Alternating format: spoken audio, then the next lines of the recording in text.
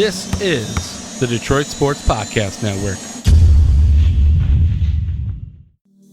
CBD is a game changer sweeping the nation. This hemp extract is the natural way to elevate your mood, eliminate aches and pains, reduce anxiety, and keep you sleeping all night long. It can even cut your workout recovery time in half. Get in the game today with 20% off all orders of CBD and lavender products from Lavender Lane, a lavender farm located right here in Milan, Michigan. Just go to lavenderlanemi.com today and enter coupon code DETROIT for 20% off your entire order. Guys, look, these amazing products are infused with calming lavender to maximize their effectiveness, meaning your CBD items only take minutes to take effect, which is way quicker than those pills you were about to swallow. On top of it, they are perfect for men and women. Lavender Lane has lab-tested CBD creams, tinctures, and roll-ons that are perfect for any situation, even if you're on the go. Put your health back in your hands by heading over to lavenderlanemi.com and entering coupon code DETROIT for 20% off your entire order of CBD and lavender products. What do you have to lose? Your satisfaction is guaranteed or your money back. So if you need lavender gifts for your loved ones or just looking for the natural way to ease your discomfort with CBD, go to lavenderlanemi.com and use coupon code DETROIT to unlock these miraculous benefits of CBD and lavender. That's lavenderlanemi.com. And remember, use coupon code DETROIT for 20% off your CBD and lavender products from Michigan's own Lavender Lane. Detroit is the greatest! Straight up light you on fire for a coney dog right now.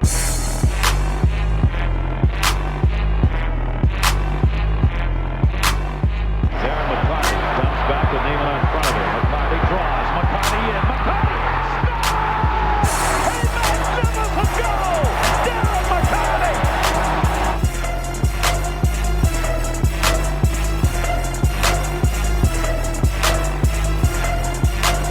Stafford takes, throws, end zone. Calvin, touchdown, Detroit Lions!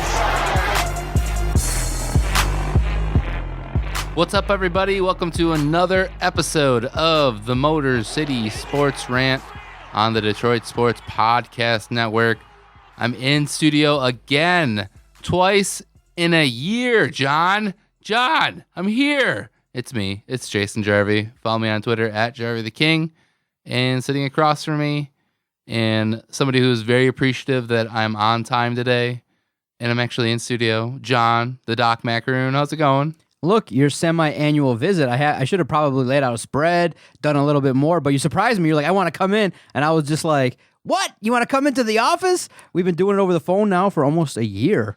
I was kind of expecting at least like a water, but nothing. So I guess maybe I got to give you a little bit more heads up. Maybe 24 hours. You know, in life, you have to make cutbacks. So we had to cut back on the water.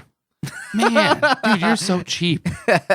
Well, at the end of the day, you always got to worry about the bottom line, sir. But look, you came to the office. I'm super excited. You know, obviously, I think we probably should, discuss Michigan State at some point in this podcast because... Disgusting. Yeah, the season has been a total wash. I mean, I think it's better that you and I didn't really sit across from each other all season talking about Michigan State because I think we would have thrown things. We would have gotten upset, especially after that horrific loss to... Illinois. It was super disappointing. I mean, you had a big lead, and I don't know if you saw that video after the game where Mark Dantonio was kind of, trying to get all his players off the field. It just looked like he was devastated, frustrated, and in the backdrop, you see all the players getting all excited. But this year has been a disaster for Michigan State, and this Saturday, noon, I think a lot of people are calling it the reckoning, where many people expect that the Wolverines are going to destroy the Spartans, but we'll wait on that. We do have to start the podcast kind of evaluating and talking about the Detroit Lions because obviously I'm out there quite a bit covering the team, trying to get as much information as possible out there to the masses via Sports Illustrated and the podcast. And unfortunately, Jason, like in many seasons, as a season progresses, you kind of hope that some momentum can be carried and the Lions can have some victories and play well and, ride the wave of momentum after that 2-0-1 start. But since then, everything kind of has collapsed in terms of injuries, bad play, getting screwed by referees. And then finally, Adam and I joke a lot on our podcast that one of these days, the Lions' offensive line was going to get Stafford killed. Well, unfortunately, against the Raiders, he re-aggravated his injury, fractured bones in his back, and he misses the game. Right away, once you know that Stafford's not playing, the game was never going to be one in which you felt confident that the Lions were going to win. Driscoll was okay. If you watch the Detroit Sports Podcast Twitter, you guys were calling for the second coming of Tom Brady. We're trying, man. Listen, I think everyone knows that was a little bit done in jest, but why not the Lions? Why couldn't Driscoll be the Lions? He obviously is fleet of foot. He is somebody that can use his feet, but no. Even a guy like that can't overcome how bad the Lions defense has been. So what have you made of this? I mean, the last month, the Lions have lost a plethora of games. The only victory they got is against a Giants team that's pretty much trash. So at this point in time, everyone's really frustrated. I think the height of frustration is the head coach of the Lions is supposedly a defensive guru, but his defense ranks dead last in almost several defensive categories, and it doesn't look like it's getting a lot better. And there's a lot of injuries, and now your franchise quarterback is even out. So it's just a lot of bad news right now surrounding the Lions. Yeah, it's extremely disappointing. And wah, wah, wah. Yeah, there's really not much more you can say. I mean, you could go on and on about so many things about this team. And I still believe if Stafford was healthy, we could stay in games, but it's the fact that our defense it can't do anything. I mean, I wouldn't say Mitchell Trubisky shredded the Lions defense, but he was definitely, after what seemed like the defense was getting some good stops and maybe you thought, hey, we could pull this out, but it was like a light just switched. And Mitch Trubisky's marching down the field. He's able to, find receivers when he needs to. And the dude threw for like 3 touchdowns, killed me in fantasy. And that was devastating enough for me. Someone started Mitchell against. It was a bye week, and he's not the best team. But I knew, as long as Mitch Trubisky didn't kill me, I'd be okay. And he 3 touchdowns. He killed me. But anyways. You couldn't stop Mitch Trubisky. The defense, it's going nowhere. I'm not sure. Is it Matt Patricia? Is it Paul Pasqualoni? I know that we have injuries surmounting, and maybe the defensive line is more banged up than we thought. The loss of Cadre Diggs is definitely huge, and you saw him making plays on Monday Night Football for the Seattle Seahawks. So I just don't know where we actually go from here. If you want to take any positive going forward, maybe just into this next week, I don't think everything we saw from Jeff Driscoll was that bad. And if it would be one thing if the guy had like a noodle arm and all he was like a gimmick quarterback, that he was an elusive quarterback. But you saw on the touchdown that he threw, the dude has an arm. And you got to imagine that being thrust into the starting job, it sounded like Matt Stafford took most of the reps, if not all of the reps with the first team offense this entire week. I'm not saying it's going to be great going forward, but I'm at least intrigued what we might see this Sunday. If Matt Stafford doesn't go, what is a week with Jeff Driscoll, practicing with the first team offense? I still think we're going to be really, really bad because we don't have a running back. And I said it, if the Lions didn't go out at the trade deadline and actually got somebody, then our season was over. And that's what we're looking like. We just lost to 2 teams that you had realistic chances of beating, and it's not going to happen. Yeah, to keep things in perspective, with a healthy allotment of players, I think the ceiling was only going to be 8 or 9 wins. That was the ceiling because of the fact that there's holes on this team. And not at the beginning of the season, because I think at the beginning of the season you thought that this defense was going to be the star of the show. Obviously, 2-0-1 was a good start, but then obviously some games didn't go your way. Obviously, the Green Bay game comes to mind. But then you look at it and you say, okay, there's still a situation in which with Kerryon Johnson, they weren't running the ball all that good. The defense still was giving up a ton of yards, but you were able to be in games and the offense kept you in it. So for me, even at 2-0-1, I thought, okay, they're playing well, they're competitive. They beat the Chargers and the Eagles, but eventually speaking, you realize, okay, those wins don't really have as much value and they don't carry as much weight because those teams aren't as good. But going forward, I say, okay, now that you see what's going on, it's a major problem because the adjustments just haven't been made, obviously, throughout the season on defense. They can't blitz well. They don't blitz effectively. When they do try, they do give up big plays. And you recognize, okay, Patricia and Pasqualoni keep preaching fundamentals and execution.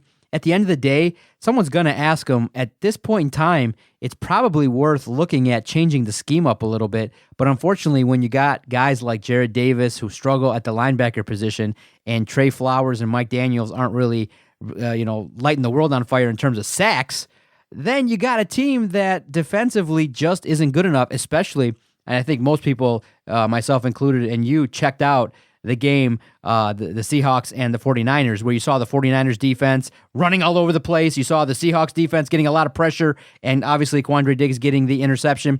It looked a lot different. So eventually speaking, Matt Patricia's scheme isn't good enough right now, and whether he thinks that the players that he's got, and he's got to work with Bob Quinn to get deeper talent and better talent here, unfortunately speaking, at this point in time, the fairest assessment is the Lions lack a lot of top-end impactful guys. They got a roster full of okay players, but to make it... You look at the extension that they give to Christian Jones, and that's the quintessential that they're stocking up on depth guys. Exactly, but at the end of the day, you need more guys that are going to be superstar-type players. You need at least 4 or 5 of them. And you look at the Seahawks and 49ers, and, on the 49ers side, you have Nick Bosa and DeForest Buckner going out there and constantly getting pressure on one of the best quarterbacks in the league. On the Seahawks, you have they traded for Jadeveon Clowney, and they're just constantly making plays. We need pressure, and honestly, I don't see them dialing up the blitzes on this defense. So I tend to believe this has to be a scheme thing. It's not about fundamentals. These guys are professional football players. If they didn't have fundamentals down, they wouldn't be in the league. It's about the defense that they're running. And so now that you've seen it, obviously they're 3-5-1, probably about to take another loss at home to the Cowboys. Do you at all question, Bob Quinn, Matt Patricia? Do you start to go, well, maybe Martha just has to start over again and take one last stab of trying to, bring in a coaching staff and a management staff that can win with Matthew Stafford? The biggest shame of it all, Jason, and I think the part that sucks the most, is this year you were getting quality production from Matthew Stafford before he got hurt. And that's what sucks, is that, the Lions never, and that's what we've said in the 6-7 years we've been doing this podcast, the Lions can never put all the pieces together at the same time. When they play well on offense, then the defense takes a crap. When the defense shows up, then the Lions offense, can't run the football. So eventually speaking, if a change is made, which I don't think it's going to happen, I do think that this injury is going to be used as an excuse by the management. It has to be, because without, with Matthew Stafford in that game versus the Bears, I think you win. You win by a lot. So you can logistically sit Matthew Stafford for, I would say, 3-4 weeks and not bring him back until he's 100% healthy, mobile, and ready to handle business. So I would say ride it out and just go with Jeff Driscoll. And if you lose, you lose. I'd start looking at, I think the organization, the Lions, should start building towards 2020. I'm not there yet where I go, Bob Quinn and Matt Patricia should be fired. But at the same time, sweeping changes have to be made. The linebacking coach, the defensive line coach, probably a lot of the staff members on that defense probably should go, and Matt Patricia needs to freshen it up a little bit, because Paul Pasqualoni, whether you believe he's a figurehead or not, and whether you think Patricia's really calling the defense, his performance and a lot of the coaches, that are out there for the Lions defense haven't done a good job. Are you out on Patricia? Make the call. I am going to make the call, and I think sweeping changes is what's necessary. I think that's where we need to be headed.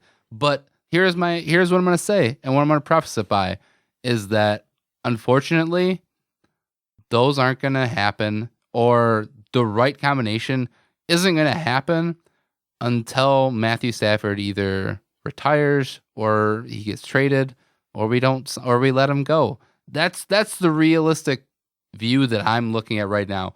And I'm not saying that I don't like Matthew Stafford. I'm just saying that is where we are right now. We're stuck with what he is, and he is a highly paid quarterback.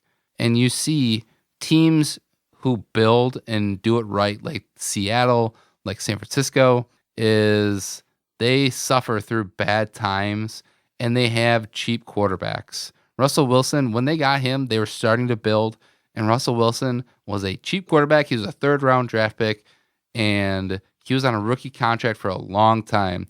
And we've seen this from time and time again now. The Rams, I think they've kind of figured out their scheme, and I think Jared Goff may be a little overblown.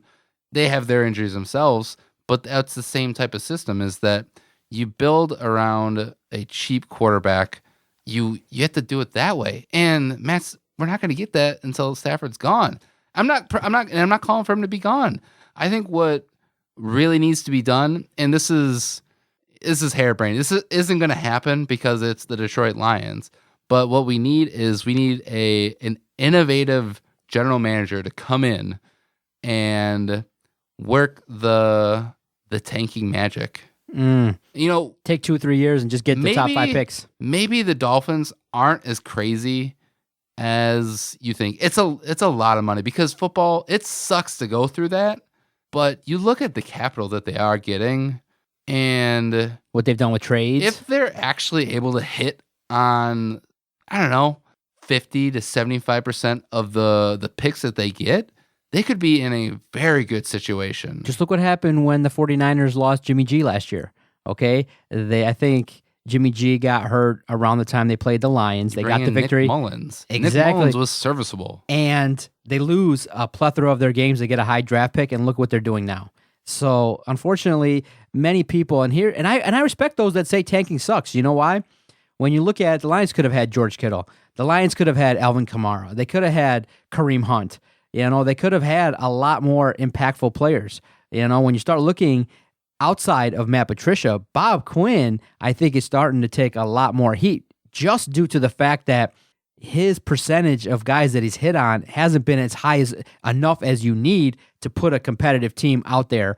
And you look at it and you go, yeah, he's got some guys that he's done well with. You got some service out of Snacks Harrison. They're starting to see the light of day with Kenny Galladay, Marvin Jones, and things like that. But at the end of the day, draft picks like Tease Tabor, Jared Davis, the first year returns on TJ Hawkinson won't be that great. Even his first one, Taylor Decker. Yeah. He's making mistakes left and right. Yes. Plethora of penalties, which he even called out after the game. And Matt Patricia said the same thing after the game. He's like, we're getting killed by penalties. So, yeah, a lot of players that were brought in aren't doing the job. And you extend Snacks Harrison and his production's down. You probably alienated Darius Slay. He's going to want out. You trade Quandre Diggs. Maybe not based on talent, just based on some complaints maybe he realistically probably should have had. A lot of the guys should complain because the scheme is not good enough. So I think Bob Quinn's going to take a lot of heat.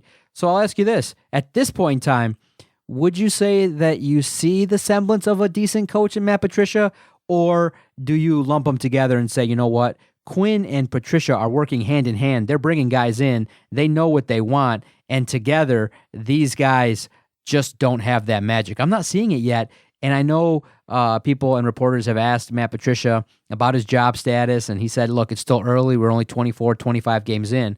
But you can't be that bad when it's your scheme, right? It doesn't make any sense that the Lions defense is that bad. They should be serviceable, and they should at least have the foundation where if there's an injury or two, that you can kind of, sustain it a little bit. But dropping back doesn't seem to be working at all, because if you give anybody, even if you give Jeff Driscoll some time to throw the football, he can dink and dunk it around there. You have to find different avenues of blitzing creatively and pressuring at the right time. And the Lions just don't have that in any sense of the imagination at all. Yeah, it's really hard to not lump those two in together, Patricia and Quinn. So, I think you look back at what Caldwell did, and I think Caldwell took the best that he could with what he got from Martin Mayhew. Are you missing Jim Caldwell? I'm not missing Jim Caldwell. People are. But what I do look at is I don't see a difference in the guy who matters most on this team, Matthew Stafford. I don't see a difference between him having an offensive coach in Jim Caldwell or having a defensive coach in Matt Patricia. We've gotten the same results. We have 1-2 playoff appearances between the both of them.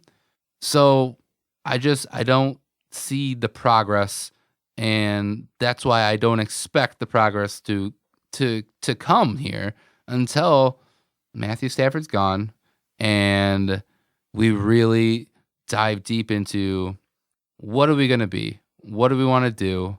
And we need to find some better identity for this team. Oh, man, it's tough times ahead.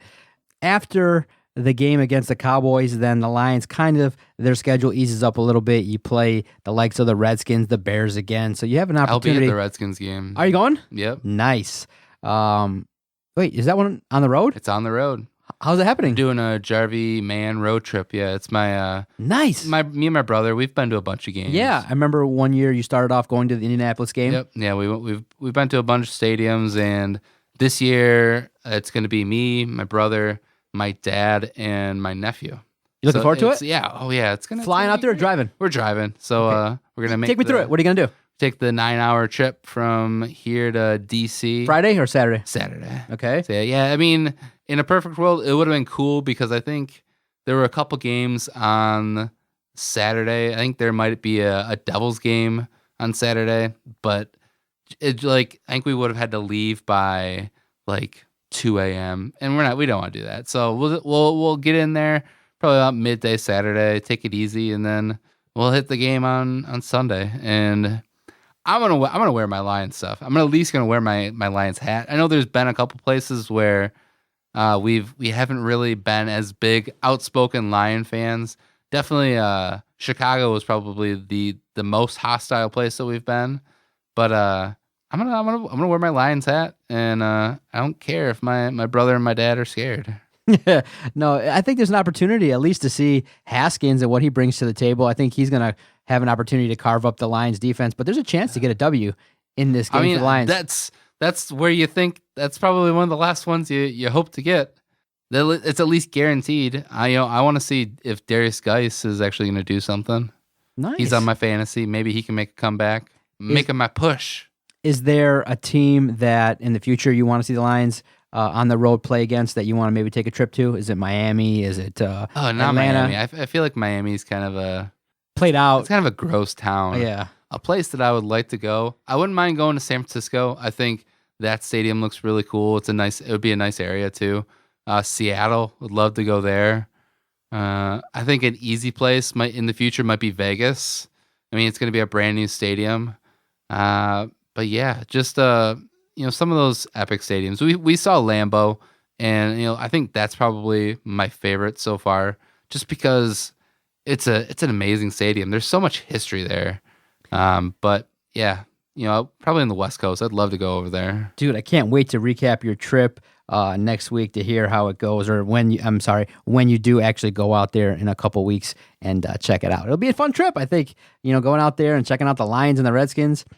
Maybe the season will be over and the Lions can let it loose a little bit and maybe pressure. It'll be Jeff Driscoll finally has a couple weeks under his belt. He goes off for 250 yards and 100 yards rushing. All right, quick hitters. Do you think Stafford should sit? Yes. Yeah, absolutely. IR him. Put him on IR. Nothing needed, right? He's not going to gain anything from having Stafford out Unless there. he's completely healthy, you don't bring him back. Does Matt Patricia see year 3? Yes. Do the Lions in this draft get another running back? No. Right. I mean, I want them to, but realistically, they're dum-dums. And they're not going to get a running back. Is Matthew Stafford going to be on this roster in 2 years? In 2 years? So that'd be 2021. He'll be about 34. Probably. Yeah, I'm seeing the same thing. I think more of the same. I do think that Matt Patricia has to be learning on the job, but he can't continue to make similar mistakes that he's made. I mean, just look at the game against the Bears. Why not go for the Hail Mary? I mean, I asked him, a little bit regarding that, and others as well have asked regarding why wouldn't you just take a chance and throw the Hail Mary? From that standpoint, I don't think they thought they could get it. Just some weird, unusual things happen with the Lions, and it's unfortunate that you start to see some of those things. And it's just like, you don't see the genius that you thought you were getting with Matt Patricia, and I think that's the most unfortunate thing. I mean, we're not seeing genius. We're seeing see genius around the league. You see, guys like Sean Payton, Sean McVay, anybody else who's named Sean. You're seeing teams win with backups. I mean, the Saints lose Drew Brees. You think, okay, they're in the toilet. No, with Teddy Bridgewater, they're winning. You see the game just on Monday Night Football. They suffered injuries. The Niners didn't have Kittles. They just kept it going. It's just with the Lions. Look, all I can say is this to end this segment before we talk about Michigan State, Michigan.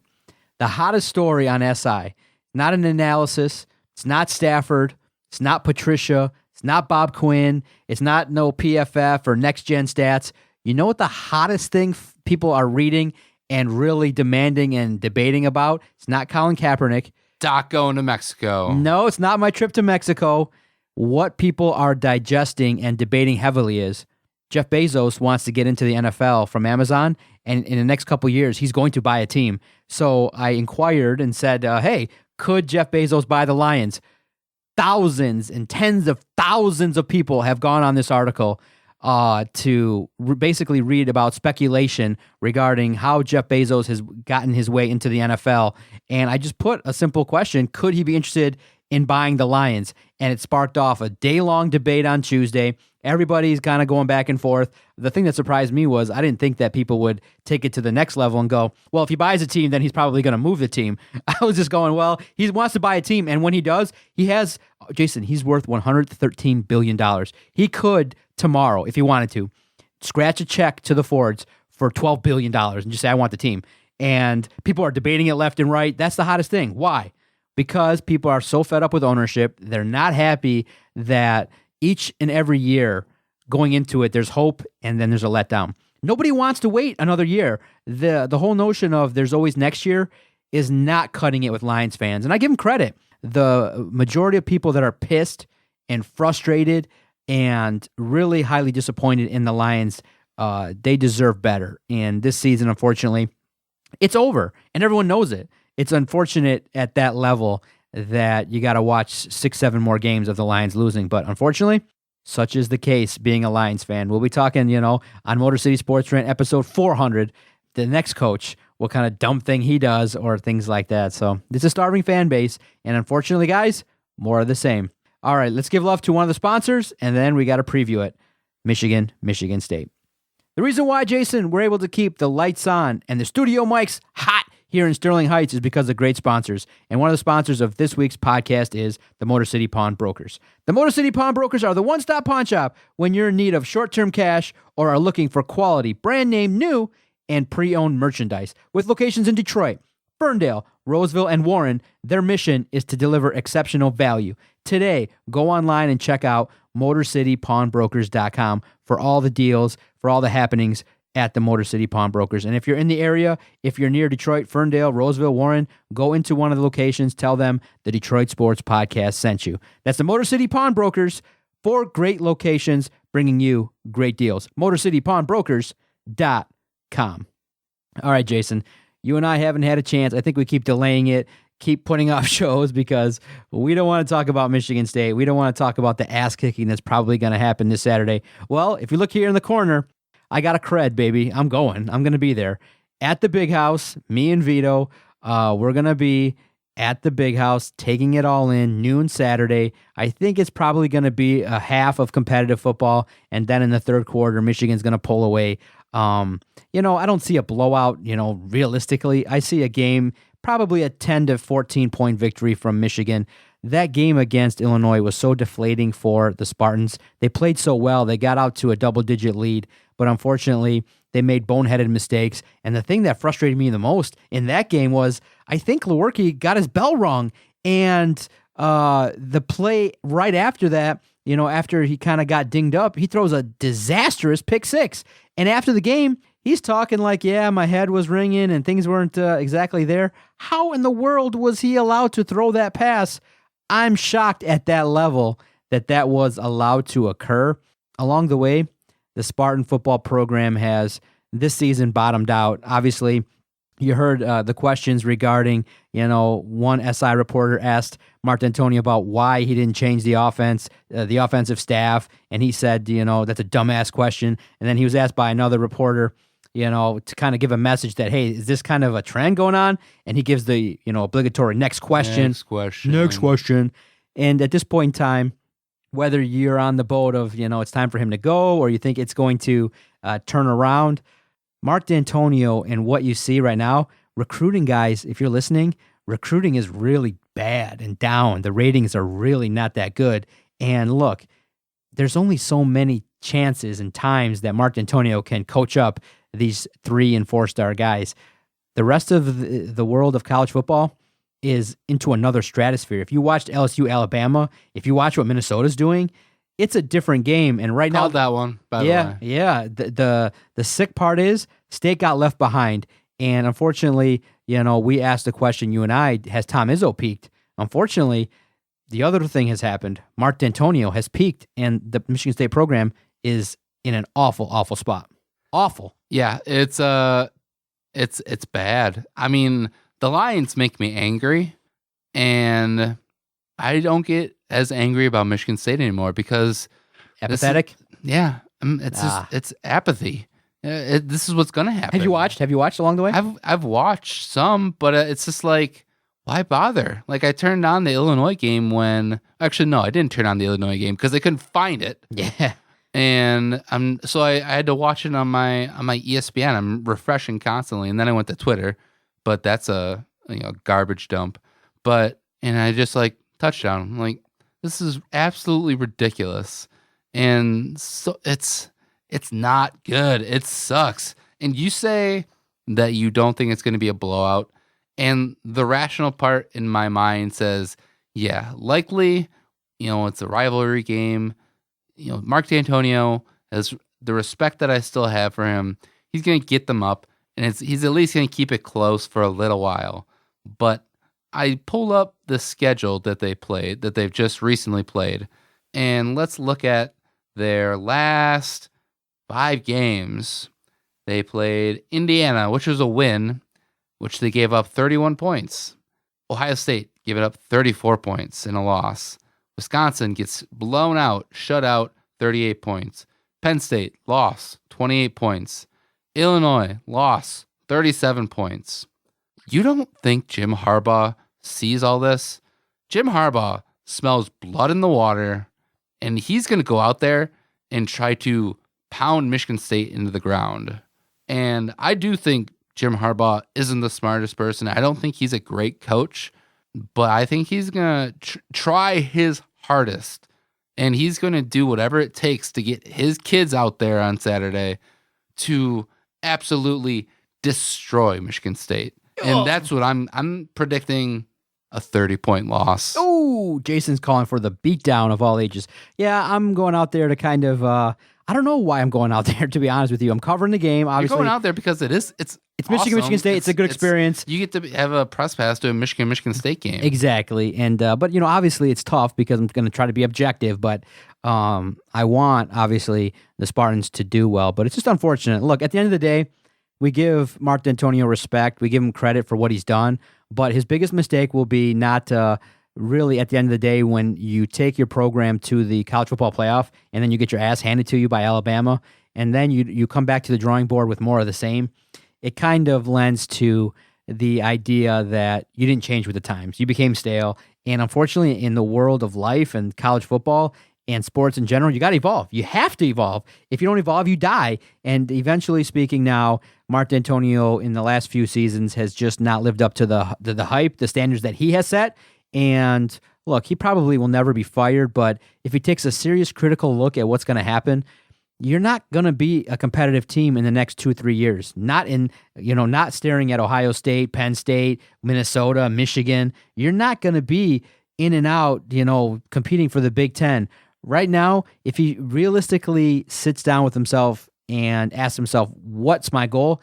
It'll be just to make one more run at a Big Ten title. That's about it. And it's not going to happen for another 4 years. So is it worth it to him? No. He should just take an AD job, get the hell out of Dodge, start taking the praise, because I think the talk has been among a lot of people that if he stays, he might risk tarnishing his legacy and having more seasons like this where he's 500 and the team doesn't look good. You don't have a quarterback on that roster.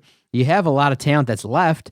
And unfortunately, the high-end talent, they're not going to Michigan State anymore. They're just not. There's something going on now, obviously, with the Curtis Blackwell situation. So a certain fan base and recruiting is kind of now cut off. So right now, for Michigan State football, it's all bad. Stock down, sell. And this Saturday, if you're a Spartan supporter, peak till about 12:30, and then find something else to do. All credit to Michigan, too, for after that tough start and a couple losses, they've rallied and they played well. So, for them, beat the teams that they're supposed to. Yeah, and I think that they're going to be competitive versus Ohio State, but unfortunately, there's not going to be an opportunity for success for Michigan State this Saturday. I would be absolutely shocked if the next time we talk, Michigan State beats Michigan. I'd be happy, but not shocked. And I'm not going to be shocked if it's an absolute blowout. And I might just turn off the game and hug my son and say, another year, son. Not this year. I thank God and hope that you don't remember this. Yeah. Erase this, erase a couple years where you lose 9 games, and this year, erase the memory of that Illinois game. Erase, the memory of Mark Dantonio at that press conference going, I'm not firing anybody. I'm just going to take different people and put them in this position. You're like, what? Everybody knew. You knew. I knew. Everybody knew that was going to be a disaster, and it ended up being a disaster. What's the most disappointing thing for you? Is it the fact that, there was an opportunity for Mark Dantonio at some point to evolve, and he just didn't do it? Or do you say, dude got old, and when you're older, and is it a situation where pride comes before the fall, and he was just a little too prideful, and he thought that, I've done it before. I trust my defensive skills. I can bring some talented individuals here. I can coach them up. And unfortunately speaking, the game passed him by. I mean, what's the most disappointing? It's just, for me, I think the most disappointing aspect is the manner in which now the program has no life. It just seems like all the power has been zapped out of it. People aren't going.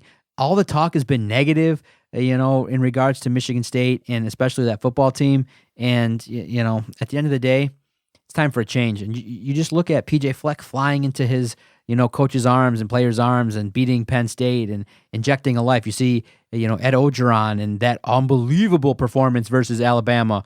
It's just not happening at Michigan State. Yeah, and that's stale. It's stale. It's the most disappointing. And I'm going to be a broken record on this podcast until it happens, but you got to walk away, Mark. Step down. This is my plea to you. Walk away. Yes. So you don't get fired. Walk away. That's going to be the most. That'll be my most disappointing thing. And maybe if he stays long enough that he gets fired. And I asked Adam a similar question in regards to, if you want Jim Harbaugh gone, do you then cheer for an ass whooping, at home versus Ohio State? If you're somebody that wants Mark Dantonio gone, as a Spartan supporter, do you kind of say, in order for that to happen, the Spartans got to take an ass whooping, like 30, 35-point loss, and look really embarrassingly bad against Michigan? Would you root for that? I'm not going to root for that. It's just the facts of what's going to happen. So yeah, I can't root for that.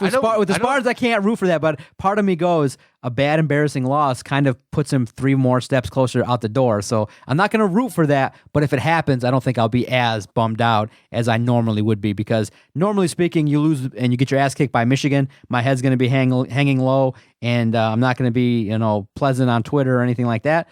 So this time around, I'll be like, okay, maybe this will kind of be that step that's needed for. Getting his ass kicked, though, I don't think it moves him closer to leaving himself. It gets him closer to getting fired. And with the worst way possible, everything that's been surrounding him right now, as of the last couple of years, I think Michigan State has an image problem.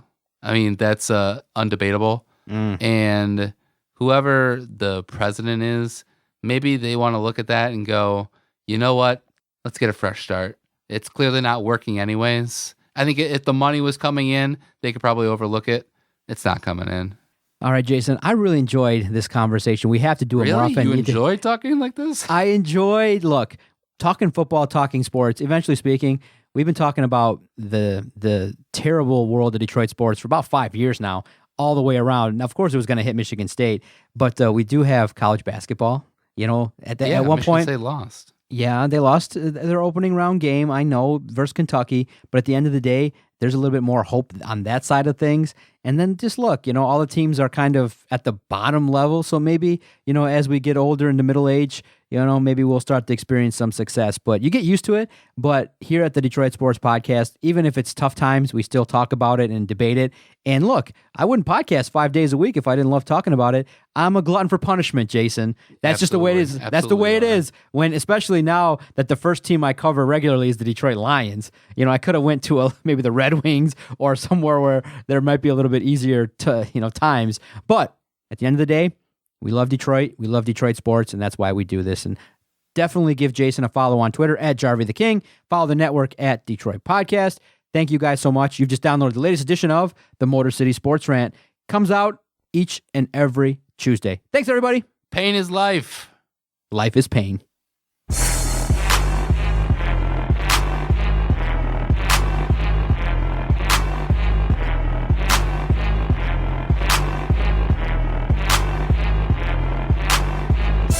Okay, nice, idiot. You. Bye-bye.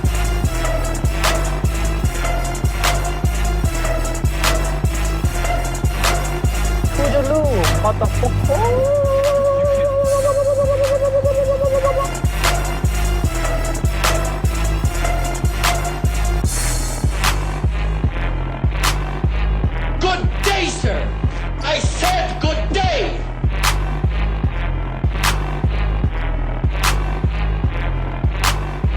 All right. Take care now. Bye-bye then. Loser.